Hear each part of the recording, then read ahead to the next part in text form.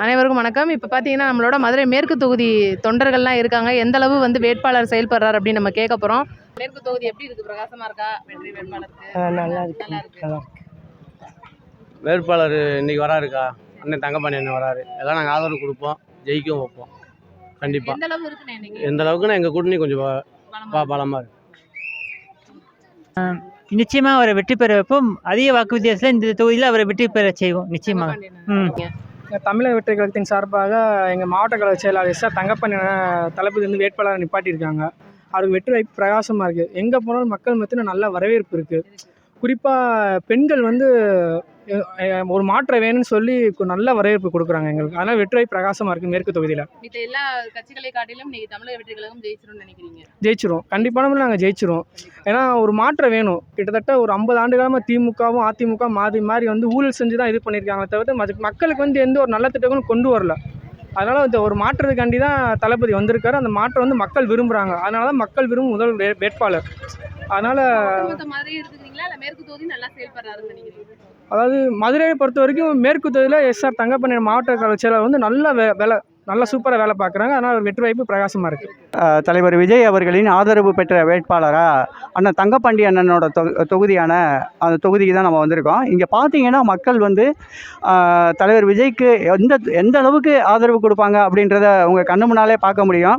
மற்ற கட்சிகள்லாம் வந்து 500 ரூபா 1000 ரூபா கோழி பிரியாணி இதெல்லாம் கொடுத்து கூட்டம் சேர்க்குற இந்த ஒரு நிகழ்வில் இன்றைக்கி மக்கள் பார்த்திங்கன்னா தன்னெழுச்சியாக வந்து இங்கே பாருங்கள், குழந்தைங்க எல்லாரையும் கூட்டிகிட்டு வந்து இவ்வளோ வெயிலில் கூட ஆனால் இப்போ வந்து திருச்சியில் அவர் சொந்த தொகுதியில் வாக்கு கேட்டு போய்கிட்டு இருக்காரு. அந்த வாக்கு சேகரிப்பில் ஈடுபட்டுக்கிட்டு இருக்கும்போது கூட மதுரையில் இன்றைக்கி அண்ணன் தங்கப்பாண்டி அண்ணன் வந்து அவரை ஆதரித்து இப்போ வாக்கு சேகரிக்க அவர் வர்றாரு. அந்த வேட்பாளர் வருகைக்காக இவ்வளோ பேர் காத்துட்ருக்காங்கங்க. இது வந்து பார்த்திங்கன்னா தானாக சேர்ந்த கூட்டம் அப்படின்னு சொல்கிறத விட அண்ணனுக்காக சேர்ந்த கூட்டம். வேட்பாளர் யாராக வேணால் இருக்கலாம். எங்கள் முன்னால் எங்களுக்கு தெரிஞ்ச முகம் அப்படிங்கிறது எங்கள் வெற்றி தலைவர் விஜய் அப்படிங்கிறத மட்டும்தான் இங்கே இருக்கிற பெண்கள் வந்து எங்கள் அண்ணனாகவும் தம்பியாகவும் மாமாவும் மச்சாவாகவும் பேரனாகவும் அப்படி நினைக்கக்கூடிய உறவுகளாக இருக்காங்களே தவிர்த்து மற்றபடி ஒரு அரசியலுக்காகவோ இங்கே வந்தாருன்னா ஜெயிப்பார், ஒரு முதலமைச்சர் ஆவார் அப்படி அவங்க நினைக்க கிடையாது. மொத்த சொத்தையும் நாங்கள் தர்றோம், தமிழ்நாட்டுக்கு நீங்கள் தான் அப்படின்னு சொல்லி அந்த ஒரு நகர்வை எடுத்துகிட்டு போகிறாங்க. பார்க்குறதுக்கே ரொம்ப சந்தோஷமாக இருக்குது. அந்த நிகழ்வு தான் நீங்களும் பார்த்துக்கிட்டு இருக்கீங்க. எதுக்கு நிற்கிறீங்க? இது எதுக்கு வச்சுருக்கீங்க கையில்? விஜய்க்கு ஓட்டு போட போகிறீங்களா? ஓட்டு போட போகிறீங்களா? எதுக்குல ஓட்டு போடணும் விஜய்க்கு? எதுல ஓட்டு போடுவீங்க? விசில்லையா கையில வச்சிருக்கீங்க? எங்க ஊதுங்க. சூப்பர். விஜய் யாரு?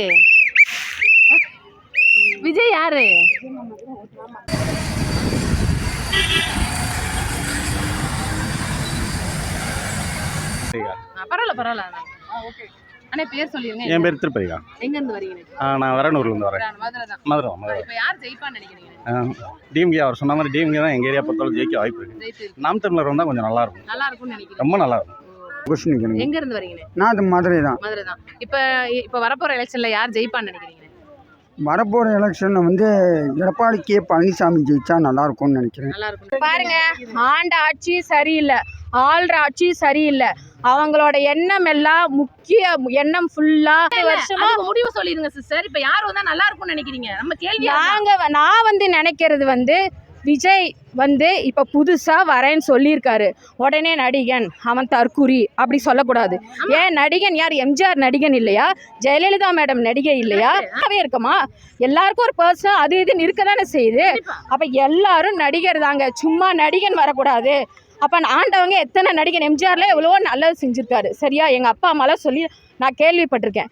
அதனால் வந்து சும்மா இந்த மாதிரி முட்டாள்தனமாக நடிகன் வரக்கூடாது, விஜய்னாவே தற்குறி அப்படி பேசக்கூடாது. இப்போ இத்தனை நாள் ஆண்ட கட்சியும் சரி, ஆண்டுகிட்டு இருக்கிற கட்சியும் சரி, என்ன இது வரைக்கும் சொன்னது சரியா செஞ்சுருக்காங்க? எது சொல்லுங்க பாப்போம். நீட்டை ஒழிக்கிறேன் நாங்கள் ஒழிச்சாங்களா? இதுக்கு நீங்கள் வர்றீங்க அவங்களே நீ ஓசியில் போகிற, நீ ஓசியில் போகிற, உனக்கு பஸ்ஸு ஓசி எல்லாம் ஓசின்னு அவங்களே கொடுத்துட்டு அவங்களே மக்களை பார்த்து ஒரு கிண்டலாக தானே பேசுகிறாங்க. கொடுத்த தலைவர்களே வந்து மக்களை கிண்டலாக பேசுகிறாங்க. நாங்கள் இவ்வளோ நல்லது செஞ்சோம், இப்படி திட்டங்களை கொடுத்தோன்னு சொல்லிட்டு. அப்போ திட்டங்களையும் கொடுத்துட்டு உங்களை நம்பி ஓட்டு போட்ட மக்களை இப்படி தான் நீங்கள் இழிவுபடுத்தி பேசுவீங்களா? எதுக்கு அப்படி பேசுகிறீங்க? அப்போ யார் தான்? No one is perfect in this world. ஓகேவா? யாருமே பெர்ஃபெக்ட்னு சொல்ல முடியாது. விஜய் இப்போ தான் வராரு, கொஞ்சம் கொஞ்சமாக கற்றுக்கிறாரு. யார் நம்ம எடுத்த உடனே எல்கேஜிலேயே நம்ம வந்து எம்பிபிஎஸ் அளவு படிச்சுட்டோமா? இவ்வளோ தடைகள் போடுறதுக்கு காரணம் என்னவா இருக்கு? அதுதான் இதுதான் மக்கள் பலம் இருக்குது. எங்கே வந்துருவானோ, நம்ம 70 வருஷமாக நம்மளே தான் சுரண்டணும், 70 வருஷம் நம்ம தான் கொள்ளையடிச்சோம், 70 வருஷம் பெண்கள் பாலியல் செஞ்சோம், இதே தான் நம்ம மறுபடியும் நம்ம தான் செய்யணும். யாருக்கு பவர் மேலே ஆசை இல்லாமல் இருக்குது? அதே பவரில் நம்மளே இருக்கணும், நம்மளே ஆளணும், அடுத்தவன் வந்துடவே கூடாது. அதே பொறாமை தான். போட்டியாக எடுத்துக்கணும், அரசியலாக எடுத்துகிட்டு வரணும். அவரை முடக்கிறதுக்கு வந்து என்னெல்லாம் பண்ண முடியுமோ நம்மளோட பவரை வச்சு அப்படியெல்லாம் பண்ணுறது அது ஒரு ஜனநாயகத்தில் ஒரு சரியான இதாகவே கிடையாது. அப்போ வந்து அவங்களுக்கு பயம், மெயினாக சொல்லணும்னா பயம். அவங்களுக்கு எங்கே விஜய் வந்துருவாரோ, எங்கே நம்மளை தாண்டி டிவிக்கேன்னு தமிழ்நாட்டில் வந்துருமோ, நம்ம 2 கட்சி தான் நம்ம இருக்கணும் அப்படிங்கிற ஒரு எண்ணத்தினால தான் அவங்க இத்தனையும் பண்ணிக்கிட்டு இருக்காங்க. அதனால் எல்லாரும் சரி கிடையாது, எல்லாருக்கிட்டையும் தப்பு. புதுசாக வராரு, கற்றுக்கிட்டே இருக்காரு, மாறுவார், மாற்றத்தை கொடுப்பாருன்னு நம்புவோம். ஒரு சான்ஸ் கொடுக்கணும். கேள்வி கேட்குறது மக்களோட இது. அதுக்கு இவங்க வந்து இப்படி சொல்லணும்னு அவசியம் கிடையாது. விஜயோட வெற்றி வந்து நிச்சயமாக நல்ல பேசப்படுற மாதிரி ஒரு நல்ல அமோக வெற்றியாக தான் இருக்கும். அவர் வந்த அப்புறம் நமக்குன்னு ஒரு உள்ளே வந்து ஒரு ஆள் மனசு சொல்லும் இல்லையா, இத்தனை நாள் இல்லையே, நான்லாம் பாலிடிக்ஸ் இந்த அளவுக்கு நான் பார்த்ததும் கிடையாது, இந்த அளவுக்கு எனக்கு நாலேஜும் இப்படி நான் பேசுவேன்னு நானே நினச்சது கிடையாது. அது உண்மை தானே? இத்தனை வருஷமாக ஆண்ட கட்சியும் சரி, இப்போ ஆண்டுக்கிட்டு இருக்கிற கட்சியும் சரி, நம்மளை வந்து இவ்வளோ எல்லாரையும் அரசியல் பேச வச்சதே கிடையாது. அந்த அரசியல்வாதி யாரோ, அதில் இன்ட்ரெஸ்ட் இருக்கவங்க யாரோ அவங்க மட்டும்தான் பேசியிருக்காங்க, அவங்களுக்கு மட்டும்தான் அந்த நாலேஜ் இருந்திருக்கு. இப்போ எல்லாரையுமே ஓரளவுக்கு அரசியல் பேச வச்சது, அரசியல் நாலேஜு, அதை பற்றி தெரிஞ்சுக்கணும் அப்படிங்கிற ஒரு தாட் வந்ததே விஜய் வந்ததுக்கு அப்புறம்தான். இது உண்மை, எல்லாரும் ஒத்துக்கணும். மனசுக்குள்ளே இருந்தாலும் ஒத்துக்க மாட்டேங்கிறாங்க, ஒத்துக்கிறவங்க ஒத்துக்கிறாங்க. அதனால் நிச்சயமாக இப்போ இந்த வர 2026 அரசியலில் வந்து நிச்சயம் ஒரு நல்ல மாற்றம் வரும். அது ஒரு பெரும் அளவில் விஜய்க்கு ஒரு நல்ல பெயரையும், அதே மாதிரி மக்களாட்சி, எம்ஜிஆருக்கு அப்புறம் தமிழ்நாட்டில் ஒரு மக்களாட்சி நடக்கும், மன்னனாட்சி இல்லாமல் மக்களாட்சி நடக்கும்னு என்ன மாதிரியே நிறையா பெண்களும் நினைக்கிறாங்க. மது ஒழியணும், போதை ஒழியணும், சின்ன குழந்தைங்கள்லேருந்து வயசானவங்க வரைக்கும் யாருக்கும் பாதுகாப்பு இல்லை, பக்குன்னே இருக்குது எங்கே போகிறதுக்கும். அதெல்லாம் மாறி பாமர மக்கள்லேருந்து எல்லாருமே நல்ல சலுகைகளை வந்து பெற்று நல்ல சீரோடு இருக்கணும், தமிழ்நாட்டில் நல்லா பாதுகாப்பாக எல்லாரும் சந்தோஷமாக மக்களாட்சியாக இருக்கணும், எங்கேயும் பாரபட்சம் இல்லாமல், அப்படின்னா நிச்சயமாக விஜயால் வரும் அப்படின்றது என்னோட நம்பிக்கை. அதனால் அவங்க குடும்பங்கள் ஃபுல்லாக பாதிப்படையுங்கிறது கிடையாது சார். அதான் சார், அவர் மக்களோட பணமும் மக்களோட நிதி வந்து மக்களுக்கு போய் சேரணும். அதில் இது இலவசம்னு அவர் வந்து கொண்டு வரல. இது சரியா எல்லா பீப்புள்ஸும் இதில் போகிறது இல்லையே.